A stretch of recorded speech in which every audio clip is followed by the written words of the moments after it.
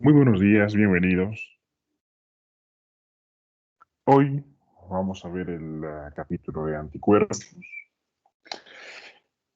Es un capítulo bastante sencillo, ¿no? Seguramente en bioquímica ya habían repasado varios conceptos fundamentales de esto.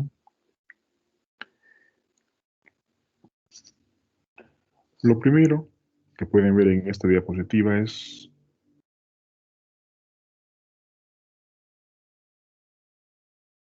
cómo están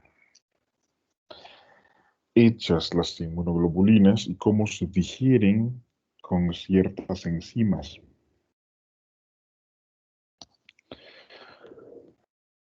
Ya a comienzos del siglo XX se sabía que había algo que tenía la capacidad de opsonizar las bacterias y este algo era resistente a las temperaturas elevadas, ¿no? Este algo pues, se lo llamó anticuerpos,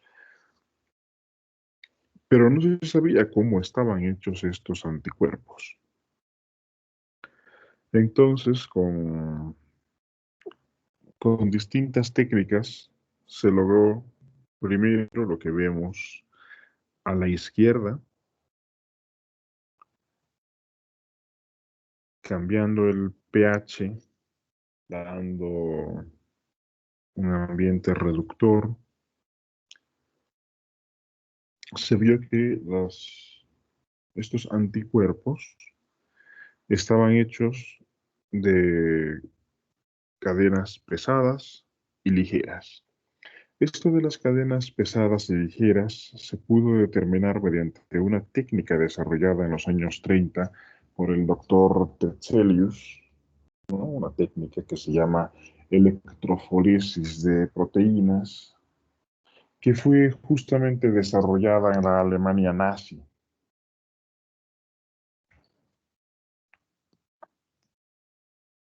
Ahora, sabíamos que estos anticuerpos estaban hechos de cadenas pesadas y ligeras, pero esto no nos daba la estequiometría, es decir, si un anticuerpo está hecho de una cadena pesada y una ligera, dos y dos, etcétera. Para poder saber cuál es la relación que existe entre cadenas pesadas y ligeras, luego se hizo la digestión con fragmentos, ¿no? Usando papaína.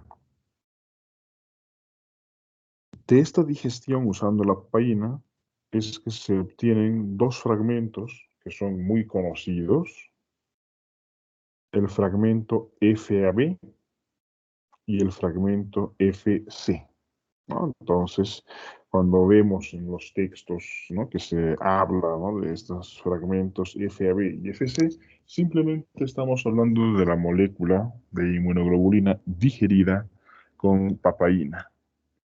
La digestión con papaína produce un único corte en la molécula de inmunoglobulina, dando dos fragmentos FAB y un único fragmento FC. Posteriormente, estos fragmentos también pueden ser pasados por un ambiente ácido y reductor, con lo cual se puede ver que la cadena FC a su vez se va a partir, en este caso, en dos fragmentos más pequeños y las FAB también se van a partir en dos fragmentos. Haciendo la digestión con otra enzima, con la pepsina, se puede ver que la pepsina ocasiona dos rupturas.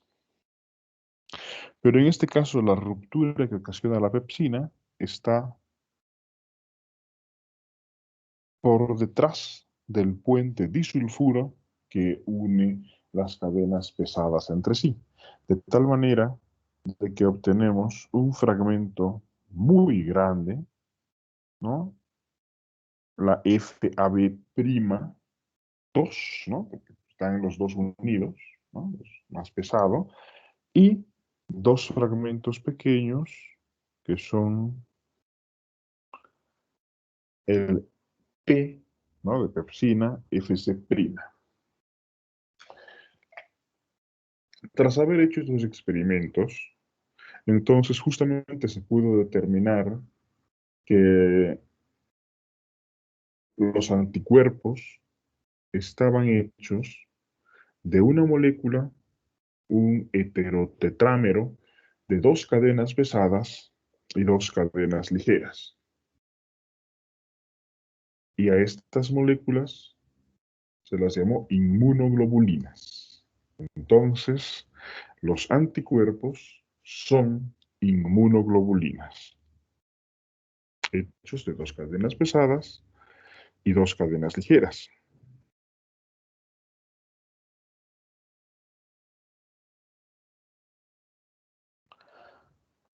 En este esquema ultra simplificado, vemos que el FAB, ¿no? Que le llamaron FAB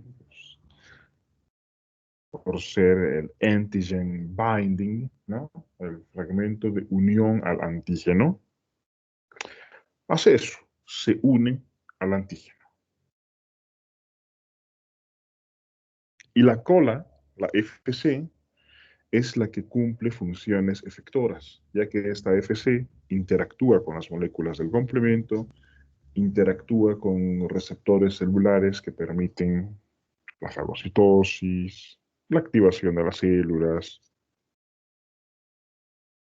Así que cada extremo del anticuerpo funciona para algo, ¿no? La FAB se une al antígeno y la FC normalmente pues se une a receptores, sea solubles o sea pegados a la célula.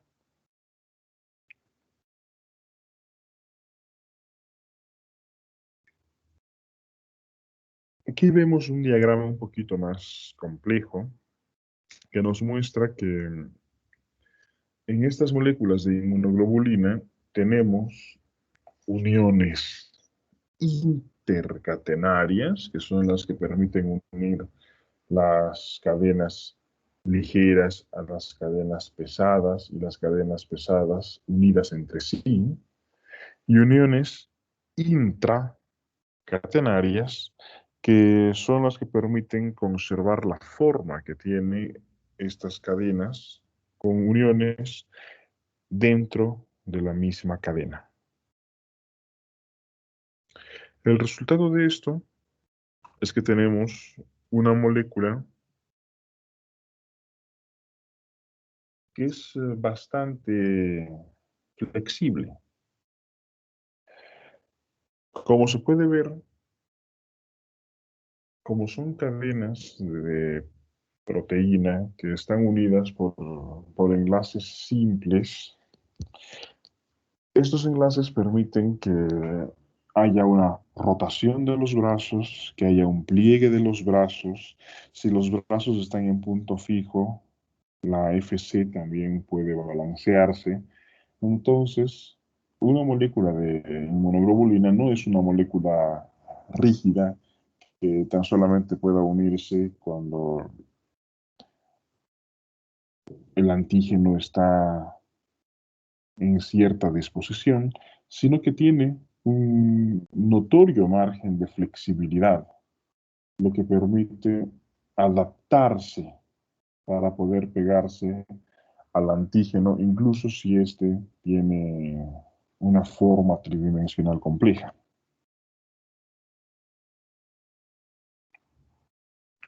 Aquí una molécula de inmunoglobulina G, donde se nota las cadenas pesadas en azul y las cadenas ligeras en amarillo, ¿no? Nótese, ¿no?, que es una forma bastante más irregular que la que se suele ver en las ilustraciones.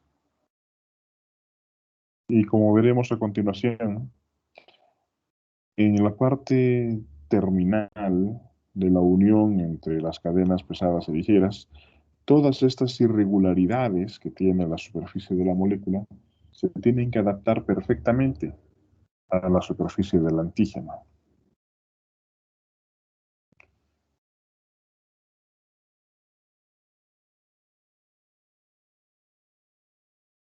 Bien,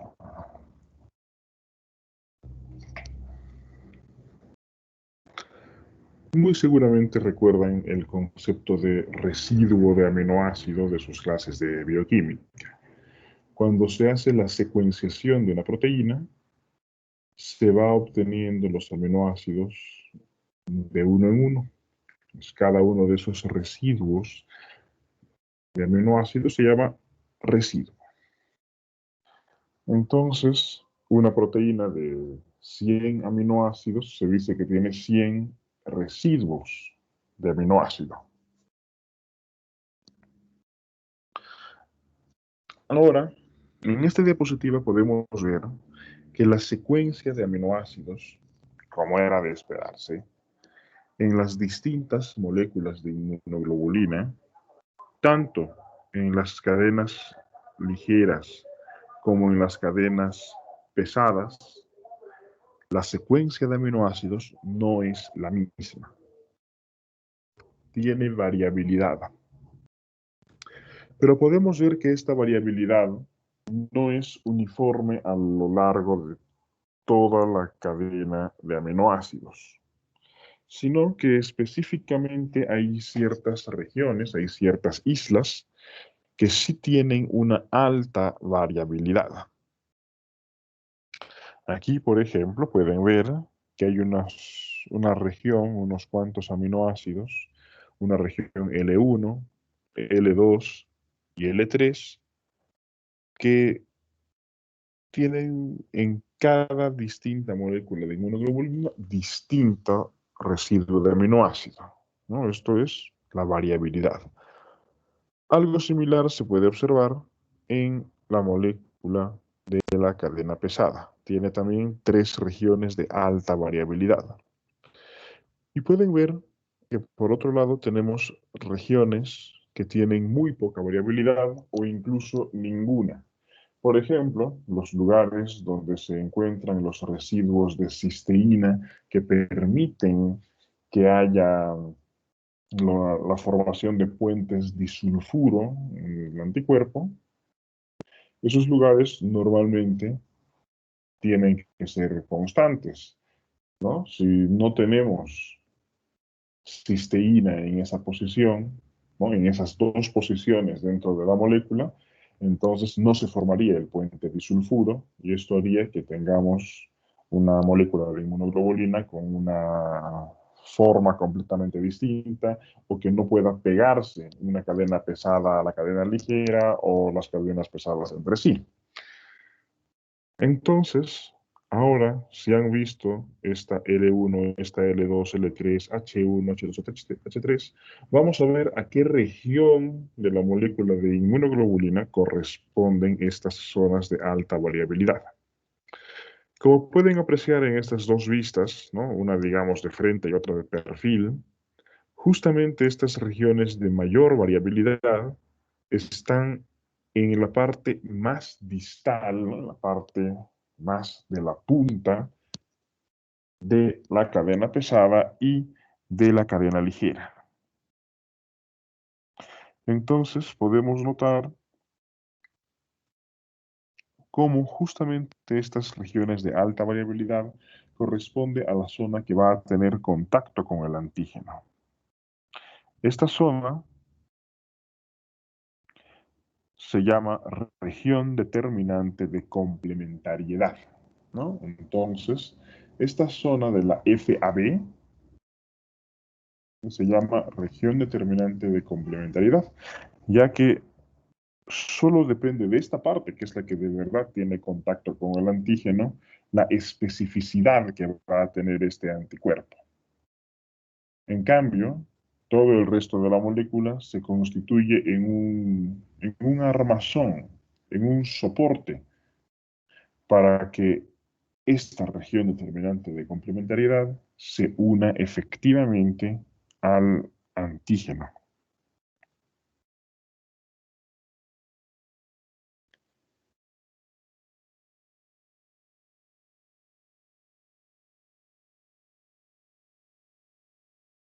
Aquí podemos ver unas microfotografías electrónicas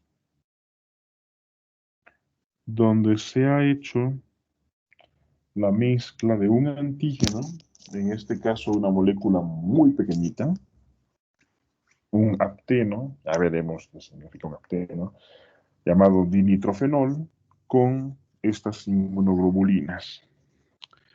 Pueden notar que tenemos una distribución de inmunoglobulinas en triángulo o en pentágono, lo cual nos ilustra un poco el grado de apertura que llegan a tener los brazos de la molécula de inmunoglobulina, ¿no? En el caso de triángulo, pues tenemos una apertura del brazo a 60 grados.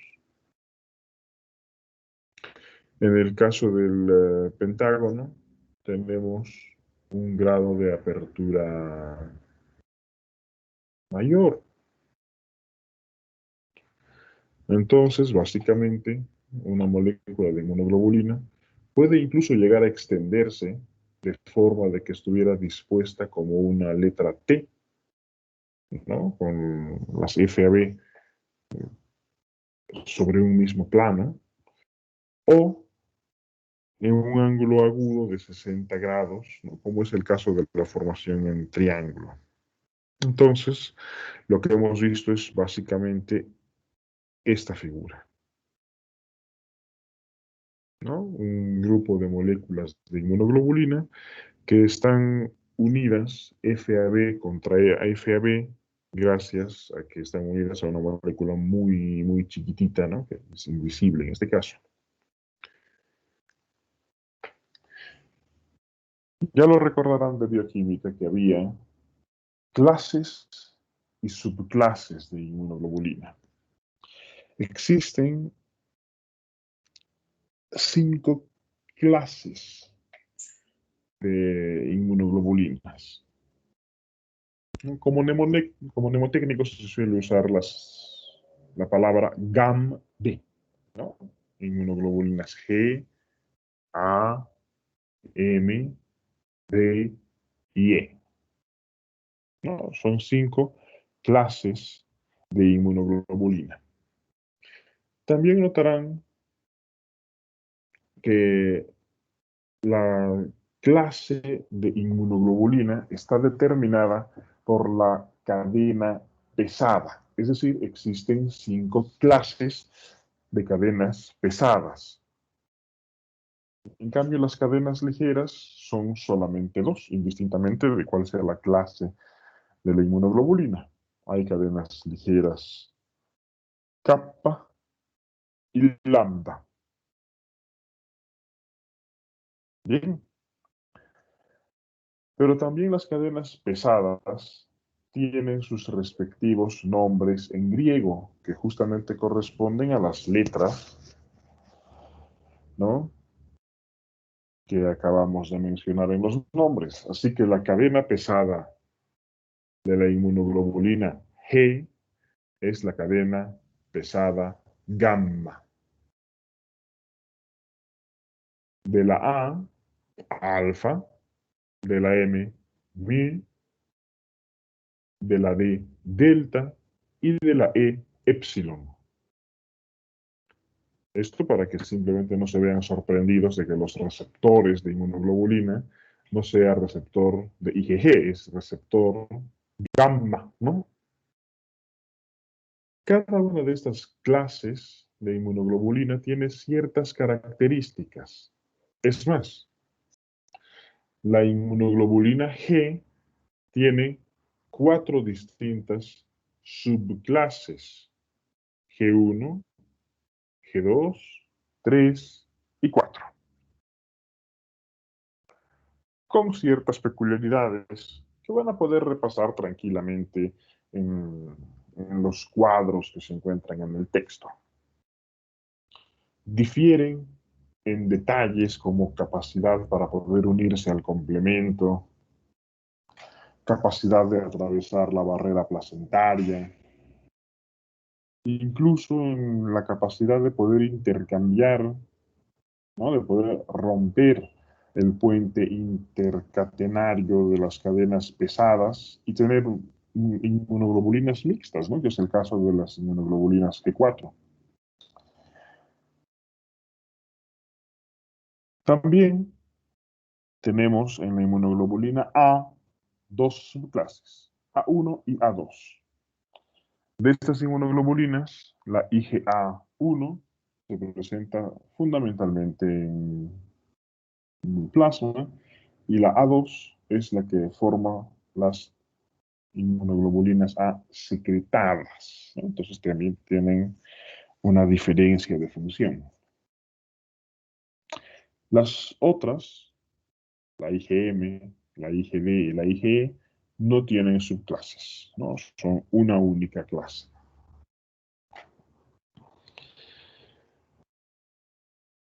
Podrán analizar en el texto, ¿no? También que hay inmunoglobulinas que se presentan siempre en forma monomérica, ¿no? Como son la IgG, la IgD, la IgE. En cambio, la inmunoglobulina A puede presentarse en forma dimérica, como es el 10% de la inmunoglobulina A sérica y el 100% de la inmunoglobulina A secretada. La IgM suele presentarse en forma pentamérica, aunque también puede presentarse en órdenes menores, haciendo que la IgM, en esta forma pentamérica, pues realmente al ser 5 distintas moléculas, tenga una gran capacidad de aglutinar a varias cosas a su alrededor, formando complejos grandes y pesados que tienen gran capacidad de estimular la opsonización, gran capacidad de estimular la capacidad lítica del complemento. Bien, todos estos detalles pues los podrán ver más cómodamente dentro del texto.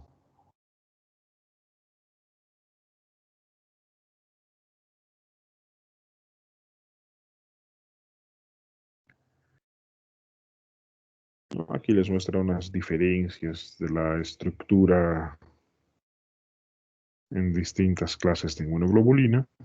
Bien, en estas microfotografías electrónicas se puede observar, claro, no, siempre la vista esquemática es más clara, visto desde una perspectiva, ¿no? Digamos, una perspectiva azimutal, ¿no? Desde arriba, esta molécula de inmunoglobulina M presenta una forma como de estrella, ¿no? Donde se puede notar la presencia de 5 brazos. Entonces, las FC de estas moléculas de inmunoglobulina se encuentran hacia el centro de este pentágono, unidas a su vez estas por una proteína que es la proteína J o cadena J, ¿no? Que es de joining, ¿no? Cadena de unión. Observemos esto de perfil con, con esta molécula unida a un mismo plano, en este caso a un flagelo. Podemos ver cómo esta molécula de inmunoglobulina tiene esta disposición de grapa, ¿no? De garrapata, ¿no? Con todas las patitas, ¿no? Las FABs en línea sobre un mismo plano, ¿no? Y bueno, podemos notar lo mismo, ¿no? Hay 5 moléculas de inmunoglobulina M que están unidas en la parte superior. en la que les muestra las estructuras de algunos de los receptores de las inmunoglobulinas, ¿no? Y cómo ocurren las interacciones entre estos receptores. Bien, pero casi siempre, justamente las clases tienen que narrar más sobre las partes curiosas, ¿no? Hay partes más áridas, ¿no?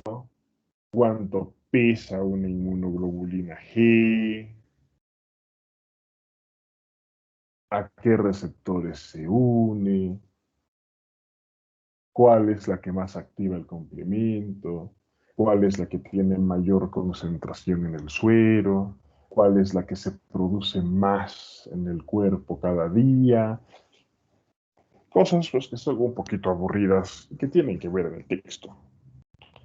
Ese pequeño esfuerzo de aprender estas cosas luego les va a significar una ayuda, ¿no? Hay cosas muy básicas. Todo el mundo ya sabe perfectamente interpretar, por ejemplo, una prueba rápida de coronavirus. Si tienes inmunoglobulina M solamente y no tienes inmunoglobulina G, lo más frecuente es que se trate de una infección reciente entre el quinto hasta el decimocuarto día quizás. Porque a partir del decimocuarto día, casi con seguridad, el individuo va a producir también inmunoglobulina G. Es decir, la inmunoglobulina M forma parte de la respuesta primaria al antígeno.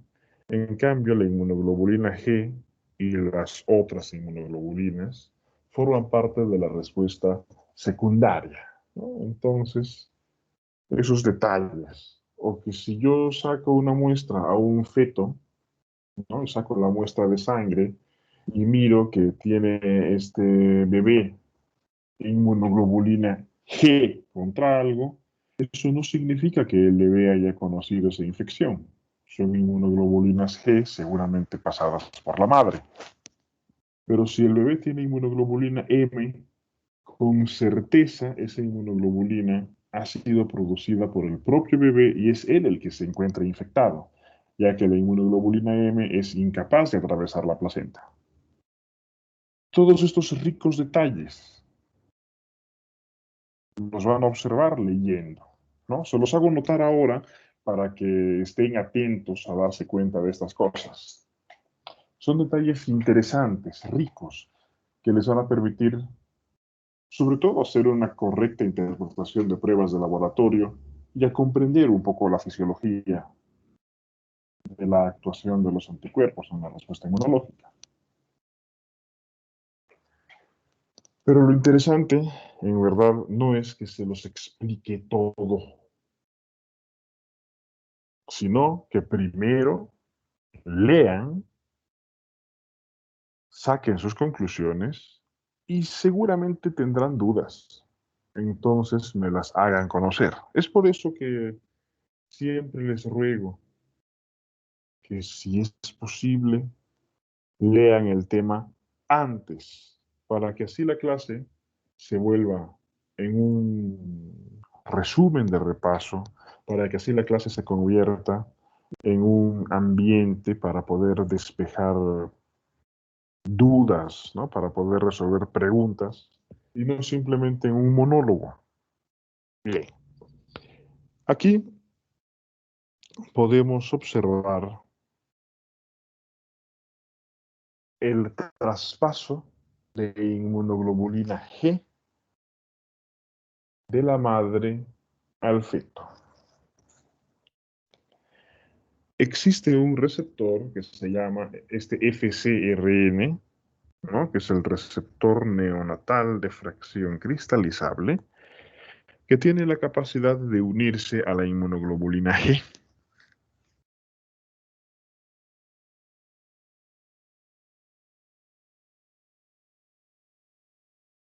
Recuerdan que esta forma de transporte se llama un transporte activo, ¿no? Aquí, ¿no? La inmunoglobulina no difunde, sino que requiere que en el trofoblasto se capte estas moléculas de anticuerpos desde la sangre materna y se transporte hacia la sangre fetal.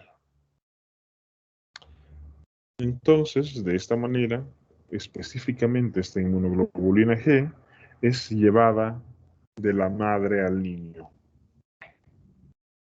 permitiendo que el bebé, para el momento de nacer, esté protegido con los anticuerpos que, que tiene la madre, que normalmente están adaptados para el ambiente donde el niño va a nacer, hasta que el sistema inmunológico del niño tenga la suficiente capacidad de poder producir sus propios anticuerpos.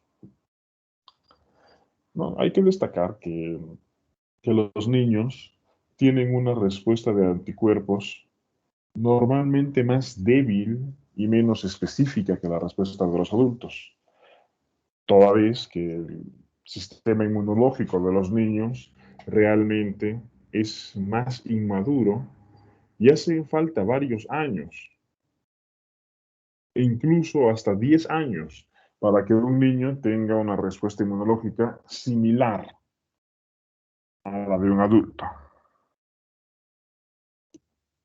Por ejemplo, los niños de menos de 2 años no son capaces de producir anticuerpos frente a moléculas de hidrato de carbono, ¿no? Los cuales, ¿no?, son clásicamente las moléculas de subclase IgG2. Debido a esto, las vacunas contra antígenos polisacarídicos que se usan en niños pequeños son vacunas conjugadas, es decir, una fusión entre una molécula de polisacárido con una proteína extraña, para forzar a que se produzcan anticuerpos en contra de ambas cosas, de esa proteína más el polisacárido. Y el polisacárido solo no genera respuesta inmunológica, ¿no? Detalles, ¿no? Igual el niño no nace con inmunoglobulina A, sino que la inmunoglobulina A va a aumentar progresivamente, típicamente hasta los 4 años de edad. Todos estos detalles, ¿quieren saberlos? Lean. Bien, así es como ocurre el transporte activo de la inmunoglobulina G de la madre al feto, pero vamos a ver otra interesante función de la inmunoglobulina o de este receptor de inmunoglobulina G. ¿Qué es esto? Este receptor neonatal de fracción cristalizable no está presente únicamente en el trofoblasto para poder llenar de anticuerpos al niño, sino que además permite el reciclaje de la inmunoglobulina G. Y es debido a este reciclaje de la inmunoglobulina G que la inmunoglobulina G es la que tiene más larga vida media dentro de las inmunoglobulinas, con una vida media de 3 a 4 semanas, y la que tiene más concentración en el suero, ¿no? Ya que constantemente la inmunoglobulina G se va, ¿no?, utilizada, se va retornando a la circulación. Aquí, una inmunoglobulina G unida a antígenos es captada por la superficie de monocitos, de células epiteliales o de células endoteliales, y estas moléculas de inmunoglobulina G se unen a este FcRn, y en estos lugares, estos endosomas tienen un pH ácido. Este pH ácido desacopla el antígeno del anticuerpo, ¿no? Eso también ya lo veremos. La unión de antígeno con anticuerpo es una unión reversible, ¿no? No es un enlace covalente rígido, ¿no? Una vez que se une un anticuerpo al antígeno, están casados para siempre, sino es una relación momentánea, ¿no? Y en ese tiempo es que se activa el complemento, que viene el fagocito, lo que sea. Ahora, este pH ácido desacopla a la inmunoglobulina G del antígeno. A continuación, va a ocurrir que se van a formar vesículas donde solo están estas moléculas de la inmunoglobulina G, y por otro lado todo el resto, ¿no? Esto a lo que se había unido la molécula de inmunoglobulina, se va a digerir, ¿no? Para ser destruido. Y la molécula de inmunoglobulina va a ser nuevamente expuesta hacia la sangre. Al cambiar de pH, de un pH ácido al pH alcalino de la circulación, se desacopla la molécula de inmunoglobulina G sobre el receptor FcRn, y de esta manera nuevamente tenemos esta molécula de inmunoglobulina G lista para el combate. Es genial, ¿no? Como una misma arma puede ser utilizada dos veces.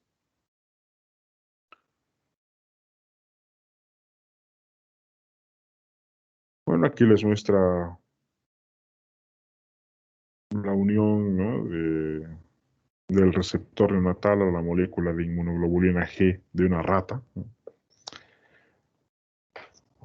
También interesante es cómo se excreta o se secreta, ¿no? La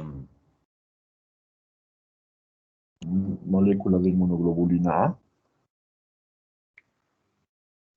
en las paredes vasolaterales de, de los enterocitos.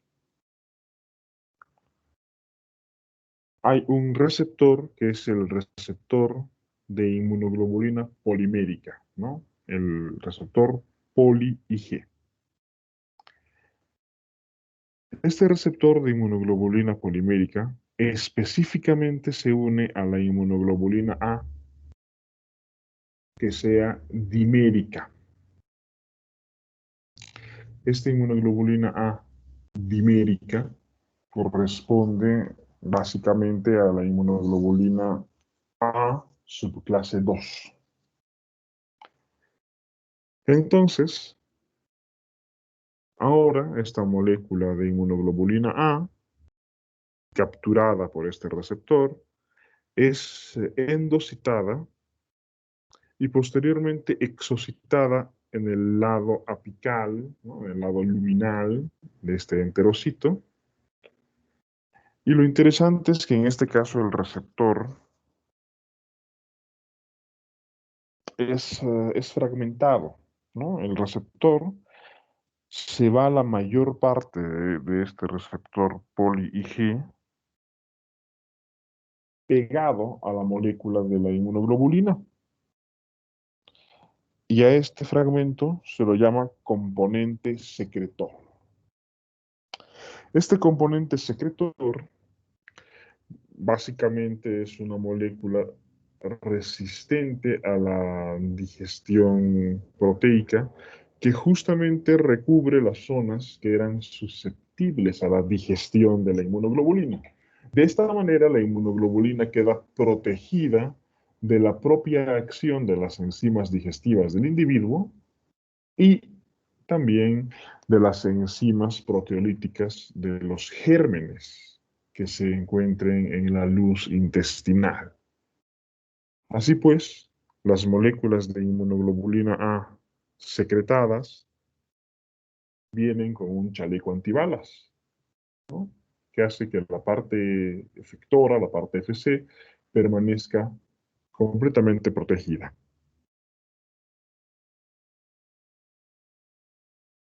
¿No? Es interesante, ¿no? Debido a que esta inmunoglobulina A constantemente es expulsada del cuerpo, ¿no? La inmunoglobulina A es la que más se sintetiza en el cuerpo cada día. En promedio se sintetizan unos 30 gramos de inmunoglobulina A todos los días. Solamente que esta inmunoglobulina A pues, está en la saliva, está en los fluidos intestinales, en las lágrimas, etc. Entonces, bueno, la mayor parte está en aparato digestivo y son expulsadas del cuerpo estas inmunoglobulinas. Entonces están en constante renovación. Y estas inmunoglobulinas A son una de nuestras primeras líneas de defensa, ¿no?, en las superficies mucosas frente a infecciones y estas cosas.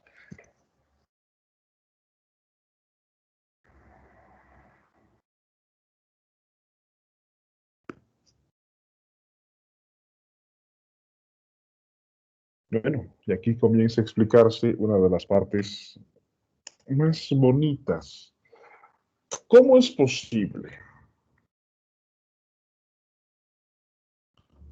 que, bueno, básicamente todos hayamos nacido solamente con un puñado de genes de inmunoglobulina y aún así tengamos la capacidad de producir miles de millones de distintas clases de anticuerpos? Para poder hacer una analogía fácil de entender, vamos a observar esta diapositiva. Donde pone IgH en la parte superior se refiere a las cadenas pesadas de inmunoglobulina. Entonces, antecediendo a las cadenas alfa, gamma, etcétera, tenemos esta zona que es la que determina la región variable de la molécula de inmunoglobulina, ¿no?, en este caso de las cadenas pesadas, y pueden ver que existen tres clases de genes en esta región. En celeste, unos genes B, en verde, unos genes D, y en salmón, unos genes J. Estos genes se llaman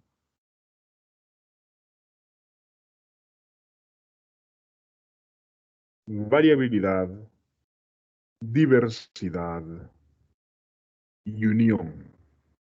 ¿No? Esto parecería el lema del escudo de algún estado social progresista moderno, ¿no? Variabilidad, diversidad y unión.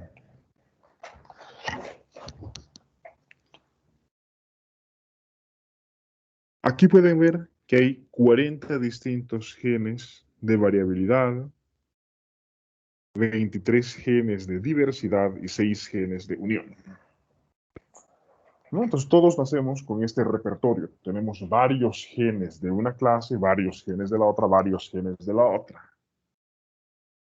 Esto es básicamente como que a alguien que va a salir a una fiesta le ofrezco el ropero de la tienda. Tiene para elegir 40 blusas, 23 pantalones y 6 distintos pares de zapatos. Entonces, la primera fuente de la diversidad de los anticuerpos consiste en esto, que no tenemos un único gen en la región variable de la inmunoglobulina, sino que tenemos decenas de distintos genes y cada célula va a escogerse solo uno de ellos. Así que puede ser que agarre la blusa 17, el pantalón 15 y el zapato 3. Así que si multiplican 40 por 23 por 6, van a obtener un número de más de 700 distintas combinaciones, ¿no? Ah, pues de hecho más, ¿no? Entre 40 y 23 ya tenemos 800 tantas, ¿no? Y con el otro, 6 veces más de eso, más de 5000 distintas combinaciones, ¿no? De solo elegir los genes, ¿no? Pero recuerden que la punta del FAB tenía cadena pesada, pero también cadena ligera. Y de las cadenas ligeras teníamos dos clases de cadenas ligeras: las cadenas ligeras lambda y las cadenas ligeras kappa. Entonces, podemos ver en las cadenas ligeras que tenemos los genes B y tenemos los genes J, no los D. Por eso, cuando vean esto en los textos, van a ver que esto se llama recombinación VDJ, con la D entre paréntesis, porque la D no es constante, ¿no? La D es para cadenas pesadas y las D y J, digo, las V y J son para ambas clases de cadenas, tanto pesadas como ligeras. Bien, eso quiere decir que la célula tuvo para elegir blusa, pantalón y zapatos. Pero también tiene para colocarse manillas y aretes, o también para colocarse gorro y chalina, ¿no? Entonces tenemos distintos complementos que también puede vestir la célula. Si multiplicamos todo esto, pues nos va a dar varios cientos de miles de distintas combinaciones, ¿no? Que eso ya es bastante. Recuerden que en total, pues, se calcula que existe 1 millón de distintas moléculas orgánicas. O sea que con nada más los genes tal como están predeterminados, haciendo toda la combinatoria entre estos, que tendríamos un repertorio muy decente de distintas moléculas de anticuerpos. Pero como vamos a ver, esta recombinación VDJ no es lo único que nos vamos a encontrar. ¿Hasta el momento alguna duda sobre la recombinación VDJ? De esta escogencia de, ¿no?, individual de cada una de las células de un distinto gen para producir su molécula de inmunoglobulina. Doc, Sí, mientras más sitios de unión tenga la inmunoglobulina, ¿tiene más genes para poder escoger esta variabilidad? no, son solo estos, siempre, ¿no? La célula solamente tiene para elegir dentro de estos genes, Pero en la misma porque la, cantidad. claro, o sea, todas las células tienen para elegir lo mismo. O sea, sí o sí, la célula no va a salir desnuda en ninguna parte. Se va a elegir un gen B, un gen D y un gen J. Y cada célula solamente uno de esos, ¿no? Entonces, hay células que agarraron el gen 23, el 8 y el 4. Otras se agarraron otra combinación. Entonces, esto es pues como las chicas en las fiestas. Solamente entre mujeres suelen tener interés de en qué cosas van vestidas. Por eso habrán notado que cuando van a los antros de perdición, las mujeres siempre van bien arregladas, aderezadas, no para la manga de borrachos que ni se preocupan en esto. No les interesa nada el envoltorio de las féminas, sino para impresionar a las otras mujeres. Así que una de las pesadillas de las mujeres en las fiestas es que haya otra persona que esté vestida exactamente con las mismas ropas. Y esto mismo ocurre a nivel de las células. Entonces, no solamente tenemos que las células han escogido pantalón, blusa, zapatos, pulsera y aretes, sino que además existe algo más, ¿no? Entonces aquí pueden ver el resumen de la recombinación VDJ, ¿no? Básicamente, la línea germinal teníamos todos estos genes, pero de esto se ha hecho la recombinación somática eligiendo solamente uno de estos genes para que finalmente podamos ver un trocito de B, un trocito de D y un trocito de J dentro de la cadena variable. Pero otra de las cosas que ocurre es que existe esta recombinación, o sea, dentro de cada gen, ¿no? Dentro del gen del pantalón, dentro del gen de la blusa, la célula no se conforma con haber agarrado el pantalón 14, sino que agarra el pantalón 14 y aleatoriamente lo estruja, ¿no? Lo hace una bola y agarra tijera y le saca un trozo de 5 centímetros a varias zonas del pantalón. Ahora tienes un pantalón con huecos, pero la célula no va a salir con un pantalón agujereado, sino que una vez que le ha hecho estos huecos, que además han ocurrido en lugares aleatorios, ¿no? O sea, puede tener el hueco en cualquier parte del pantalón o de la blusa, sobre ese hueco va a empalmar otro trozo de tela, ¿no? Entonces, en este caso, lo que estamos viendo es que se está suprimiendo aleatoriamente un segmento entre el gen B y el J, haciendo que estos se empalmen de una manera aleatoria. Entonces, tengo un pantalón con huecos, donde además puede colocarse sobre estos huecos un bonito encaje blanco, un encaje negro, o algo que combine. Como ninguna otra célula justo va a cortar sus huecos en el mismo lugar, pues habrá las células que tengan los huecos sobre las rodillas, otros en la parte lateral del muslo, otros en la ingle, ¿no? Y todo cubierto con un lindo encaje.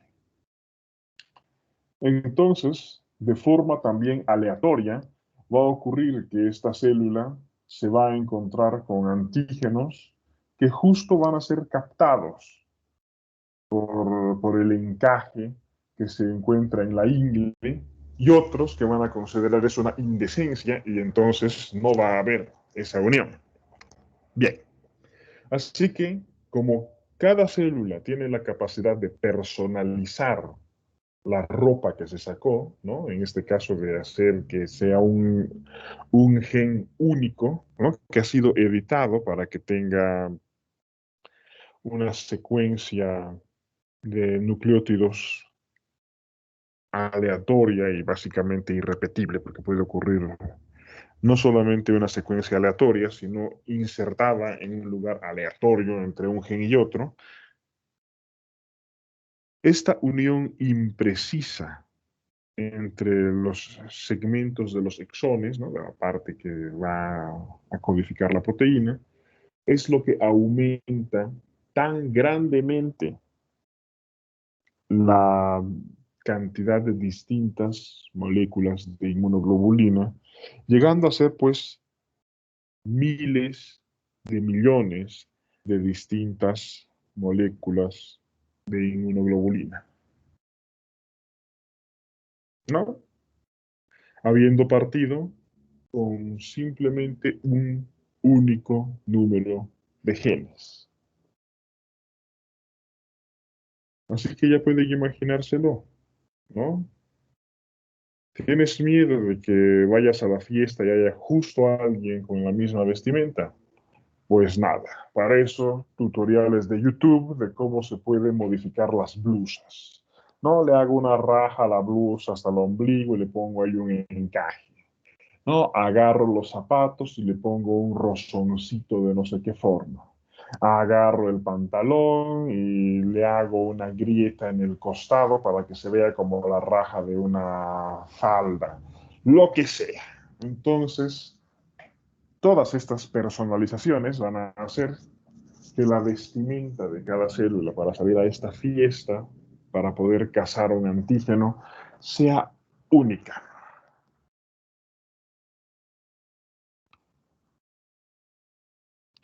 Entonces, teníamos esta recombinación VDJ, ¿no? Donde cada célula escogía uno de los trocitos. A continuación, tenemos el proceso de conversión génica, que es esto que les comentaba, ¿no? De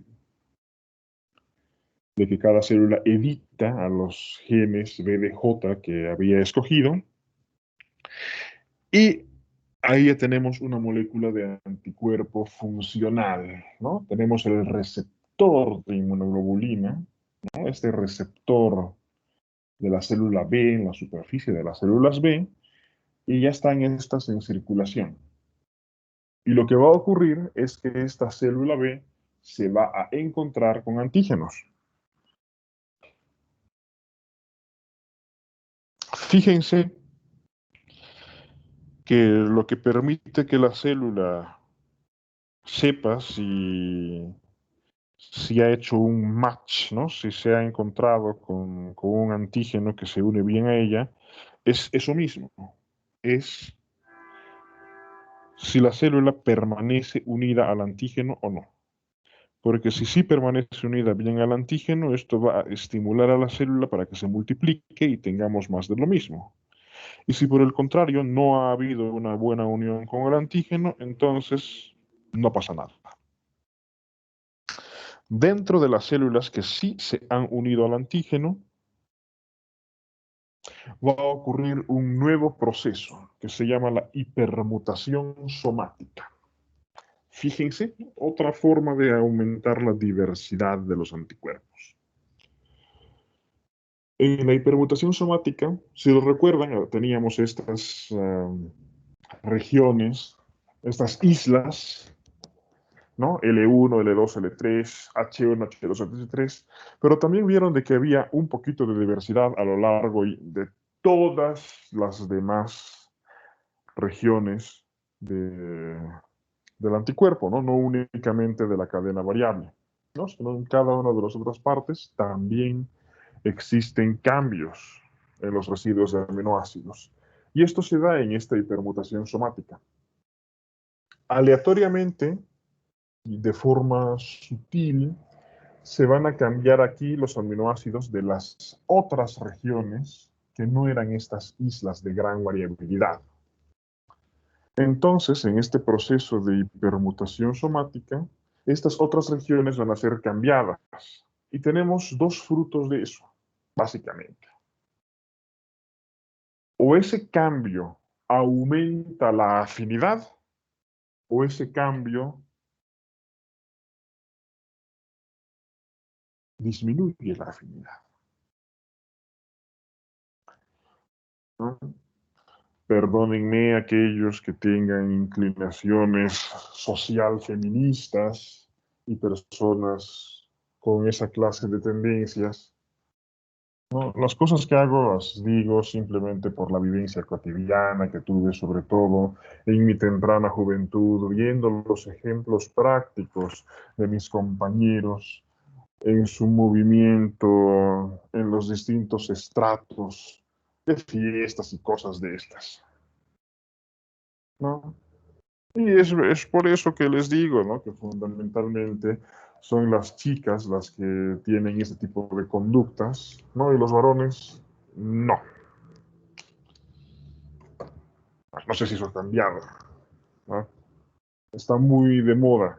Piensen que antes de los años 20, el color rosado, por su fuerza, por su vibrancia, era considerado un color enérgico propio de los varones, y en cambio el color celeste, por su tono calmo, ¿no? Su tono tranquilizante, era considerado algo propio de las niñas.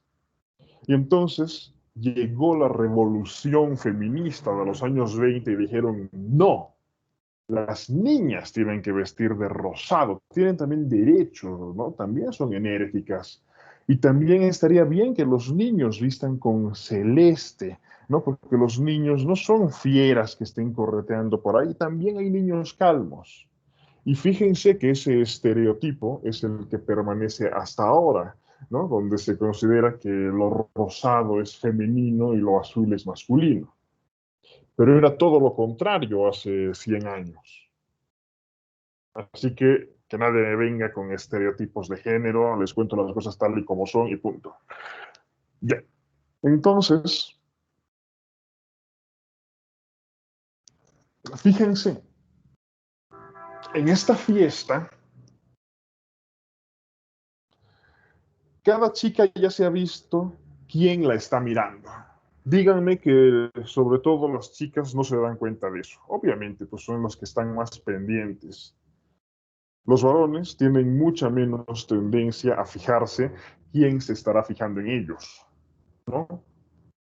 Son las chicas las que se dan cuenta quién se está fijando en ellas.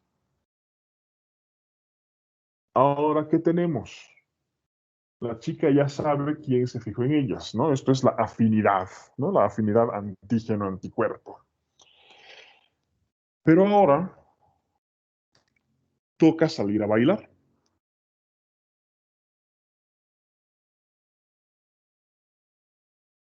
Salieron a bailar una vez, ¿no? Saben que a lo largo de la fiesta normalmente van a bailar varias veces antes de que la gente decida si se van a ir cada uno para su casa o van a salir después juntos de ahí. Entonces,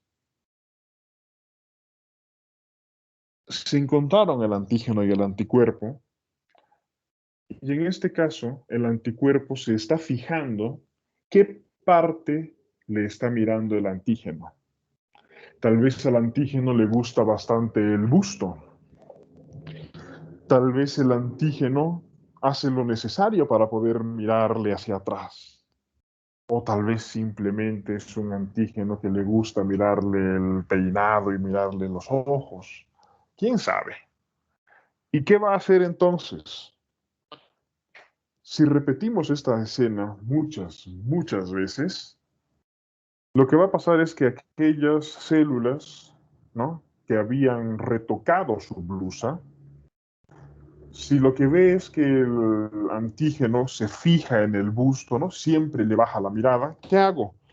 Me arreglo el busto, ¿no? Entonces voy a abrir más el escote, otra va a cerrar el escote, otra le va a poner más encaje, otra menos, otra se lo va a remangar, ¿no? Otra se va a colocar un corsé. No, va a haber distintas ediciones. Esta edición post haberse encontrado con el antígeno es la hipermutación somática. Entonces, dentro de esto va a haber pues, dos clases, ¿no?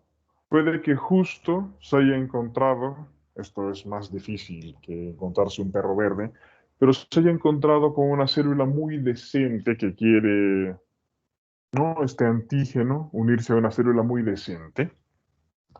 Entonces, la célula que optó por abrirse y arremangarse el escote hacia abajo, ¿no? Ah, eres una facilona, listo, ha perdido la afinidad.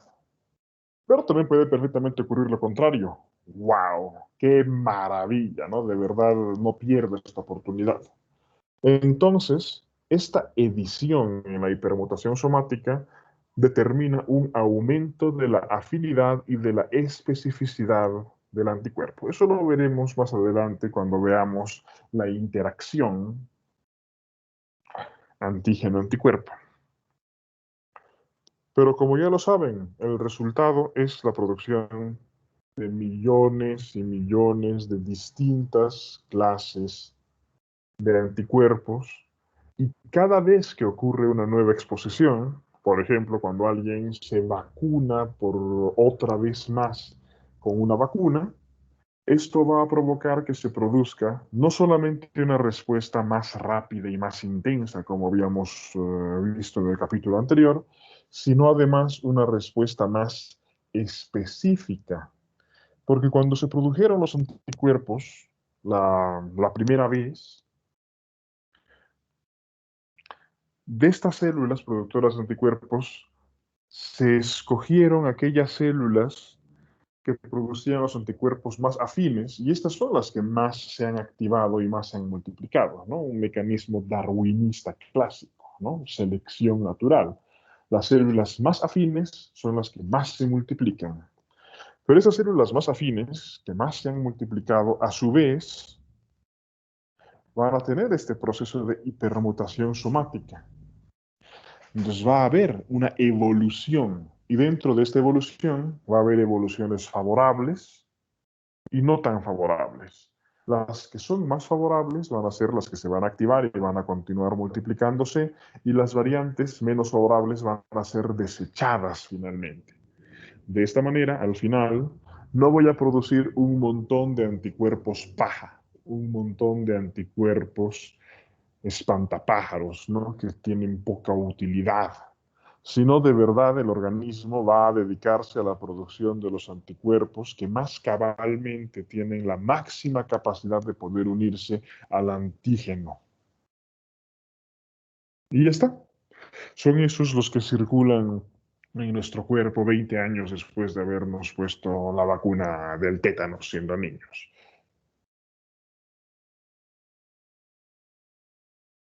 Y finalmente, esta diapositiva les está mostrando el cambio de clase de inmunoglobulina. Es decir, todo lo que hemos hablado es sobre la región variable. Aquí podemos ver la región variable, ¿no? La región DDJ. Y saben que todos los anticuerpos comienzan siendo inmunoglobulina M. Y de acuerdo al ambiente, ¿no? Esto es otra cosa que ya iremos viendo varios capítulos más adelante, si esta unión entre el antígeno y el anticuerpo ocurrió en una superficie mucosa, ¿no? Esto va a facilitar que finalmente se produzca inmunoglobulina A en contra de este antígeno.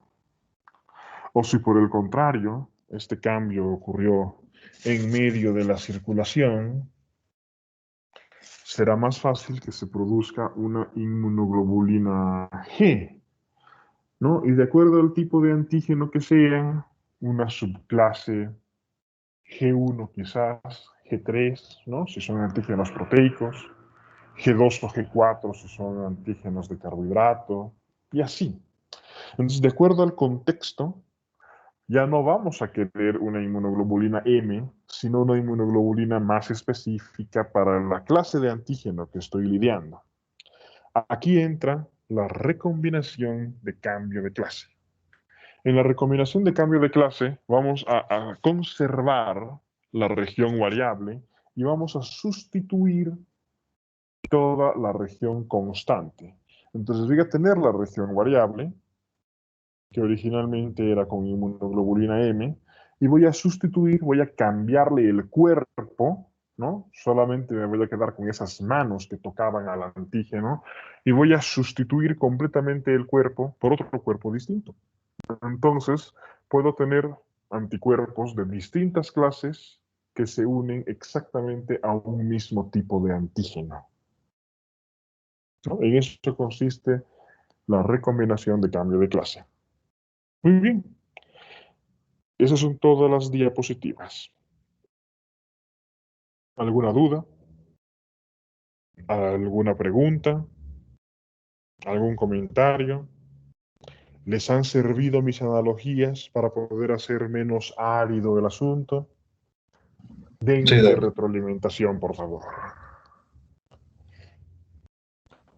Sí, estaba entendible. Todo claro, Muy doctor. bien. Sí, sí, seguros. No vaya a ser que luego en el examen. ¡Ay, no! ¿Por qué no nos explicó esto? No lo entendimos. Así que hablen ahora. Doctor, yo tengo una preguntita sobre hipermutación somática. Usted mencionó que básicamente para que uno sea, o sea, tenga mayor afinidad antígeno-anticuerpo, el antígeno debe mirarlo, por así decirlo, al anticuerpo, ¿verdad? Y si en caso que no, el anticuerpo como que se modifica para que lo mire o busca a otro antígeno. Eso no me quedó claro.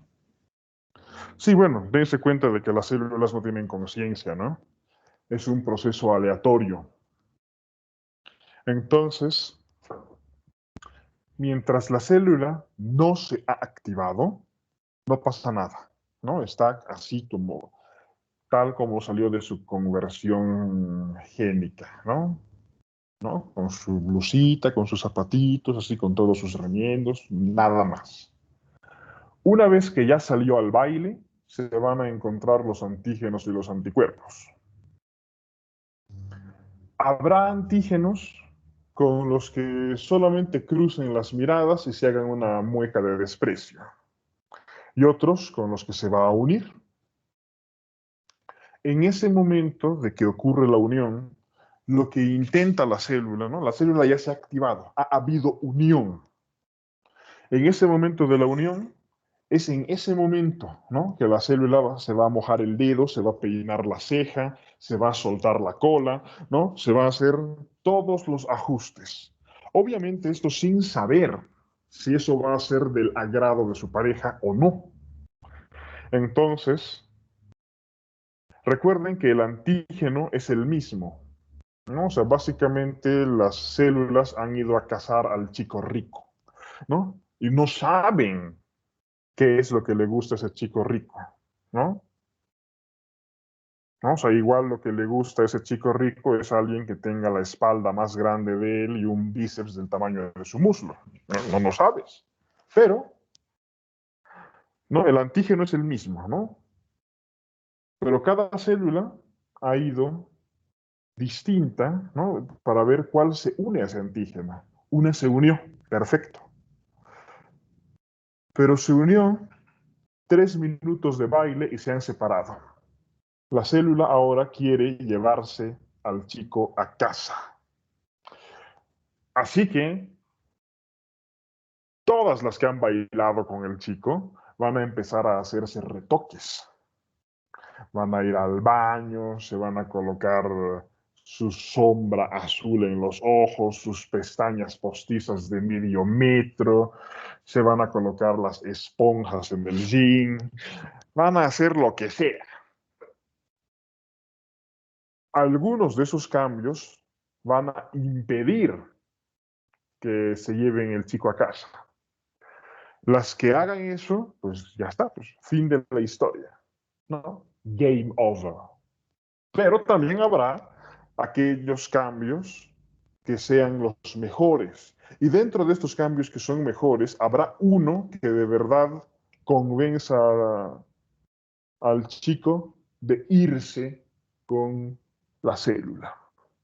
Entonces, en el momento en que ocurre esto, esa única célula, esa que tiene el cambio perfecto que atrajo al antígeno por sobre todas las demás, esa va a ser la que se va a multiplicar para que, pues, como ya lo saben, se puedan todas las células hijas unir al mismo antígeno. Eso es lo que pasa. ¿Se ha entendido mejor ahora? Sí, doctor, muchas gracias. O sea, la célula se Perfecto. adapta, perdón, Sí, la célula se exacto. adapta al antígeno, no a los anticuerpos. Bueno, ¿dónde está el anticuerpo? En la célula. ¿Qué es la parte visible de la célula? Su anticuerpo, ¿no? Entonces la célula va a modificar el anticuerpo. El anticuerpo nace pegado en la membrana de la célula, ¿no? La molécula de inmunoglobulina forma parte de la estructura de la célula. Ah, ya, entonces el antígeno es Entonces, el chico y el anticuerpo son las chicas. bueno, quise decirlo justo al revés, ¿no? Es el anticuerpo, la chica, ¿no? Que es la que se transforma. En cambio, el chico, no. No, o sea, bueno, no sé si van al Beer Town, al lado de las moras, se van a dar cuenta, ¿no? De que todos los chicos van medio zarrapastrosos y son las chicas las que van súper producidas, ¿no? Cosa que realmente no tiene sentido. ¿Quién querría estar arreglada para un borracho malviviente que solamente maneja el carro de su padre? Pero de todas maneras, ¿no? ese instinto evolutivo, ¿no? O sea, la mujer es la que tiene que procurarse la mejor pareja posible. ¿Por qué? Porque el hombre puede fertilizar a 20 distintas mujeres en un mismo mes. En cambio, la mujer tiene que cargar con el hijo. Entonces, de verdad, para la mujer es crítico poder escoger la mejor pareja posible.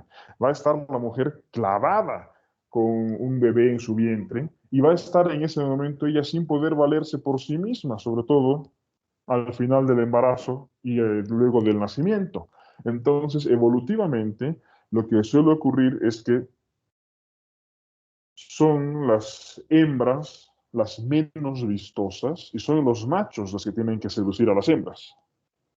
Pero en estos tiempos modernos, donde todas las cosas ocurren según lo contrario al orden natural, pues ya podemos ver que más bien son las féminas las que, las que están de cacería, ¿no? O sea, bueno, todos creen que están haciendo lo mismo, ¿no? O sea, cuando se deja correr los bajos instintos, ¿no? Todo lo racional pues pasa a ser bastante secundario, pero lo hacen por distintas estrategias. Entonces, básicamente todos se habrán dado cuenta de que existen dos atractivos fundamentales en el hombre para la mujer. Primero, el estatus y el poder, ¿no? Entonces, tener fama o tener riqueza es el principal atractivo. A continuación de esto está el aspecto físico y otras características particulares del individuo. En cambio, el principal atractivo para el hombre es simplemente la disponibilidad de reproducirse de la mujer. Así que básicamente, mientras más parece que la mujer está dispuesta a revolcarse en los próximos 3 minutos, eso es más atractivo para el hombre. Fin de la historia.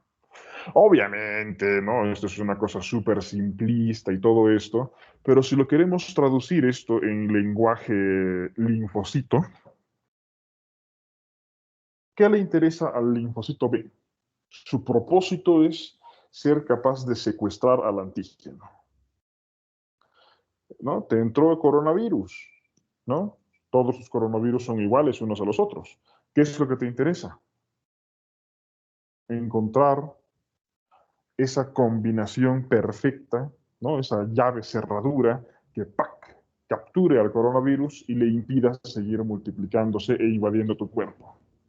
Entonces, vas a hacer todas las armas necesarias, ¿no? Todas las tácticas de Mata-Hari para poder encontrar exactamente cuál es la combinación que te permite secuestrar al coronavirus, impidiendo a su vez, ¿no? Si lo secuestraste, pues ya no va a tener posibilidad de ingresar a otras células. Así que la parte activa la toma la célula. ¿Cómo?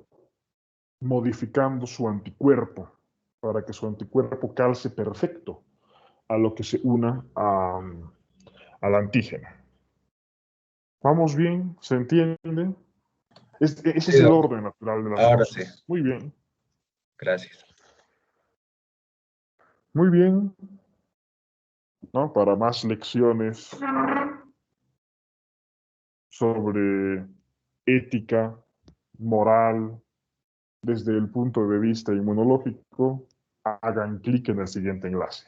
Bien, más cosas. ¿Más dudas? Nada, todo tranquilo. Doctor, eso de, o sea, para que la madre le pase al feto la inmunoglobulina G, se ocupa un receptor, si no me equivoco, es el FcRn, ¿verdad? Y este, Sí, más o menos le entendí, es que es como un vehículo que lleva la inmunoglobulina G y al cambiar de pH es como que se desacopla de este receptor y así la inmunoglobulina queda libre. ¿Estoy bien o sí, sí, no? es así. Ah, Sí, está bien, entendiste bien. gracias.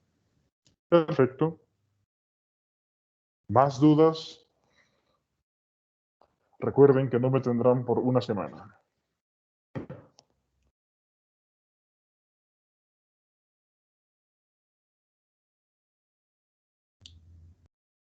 Doctor, una ¿Sí? duda más.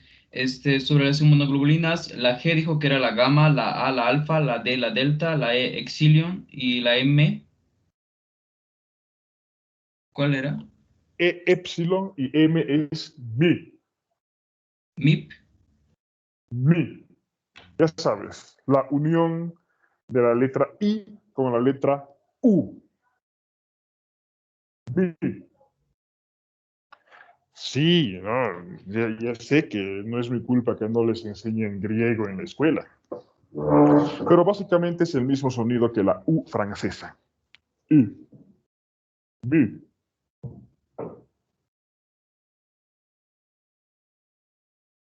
Por eso, muchas palabras, ¿no?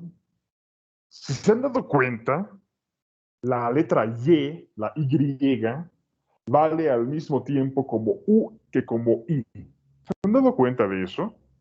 ¿No? La forma en que se escribe es como una U que continúa como una I por debajo. Por eso, palabras que contienen esa letra, como glucose, ¿no? Glucose, azúcar, glucose, ¿no? ¿Cómo se dice la medición del azúcar en sangre? Glicemia o también glucemia, ¿no? Han escuchado ambas formas, ¿no? Glicemia y glucemia. ¿Por qué? Porque el sonido es justo el intermedio entre ambos. No es ni I ni U, sino I. Así que bueno, algunos autores decidieron pues traducirlo como glicosa y otros como glucosa. ¿Qué les parece? Interesante. Sí, es al menos curioso, ¿no? Y fíjense pues más cosas, ¿no? En latín, por ejemplo, la letra C tenía siempre un valor constante de sonido K, ¿no? Entonces, el César, ¿no? Lo que llamas el César de Roma, ¿no? Se escribe C-A-E-S-A-R, ¿no? Y eso en latín se pronuncia Kaiser. Así que el Kaiser de Alemania no era más que el César del Sacro Imperio Romano Germánico, ¿no? El Kaiser es César, ¿no? Entonces, existen palabras, ¿no? Por ejemplo, quinos es perro, pero de quinos luego vino la palabra cínico, ¿no? No tiene nada que ver. Por eso se van a encontrar con la palabra citocina y citoquina. Ambas se consideran palabras válidas. Obviamente, la pronunciación correcta es quina. Pero cuando se hizo la traducción, ¿no? Cuando se vieron las palabras escritas con la letra C, muchos idiomas decidieron convertir el sonido a la pronunciación de su propia letra C, ¿no? No a la pronunciación clásica de la letra. Y así. Sí, sé que esto no es una clase de etimología, así que no los estorbo más. ¿Tienen alguna duda? ¿Más preguntas?